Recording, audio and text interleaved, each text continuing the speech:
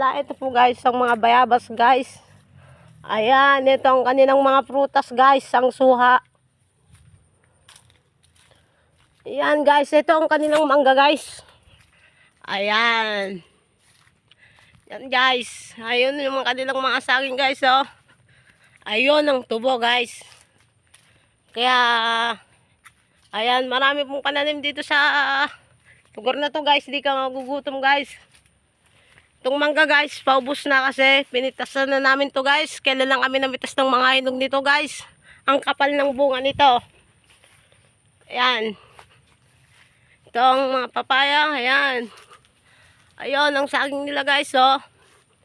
Ayun, mga namumunga na guys. Kung makikita nyo naman, oh. Ayan guys, makikita nyo naman, ayan. Namumunga na guys.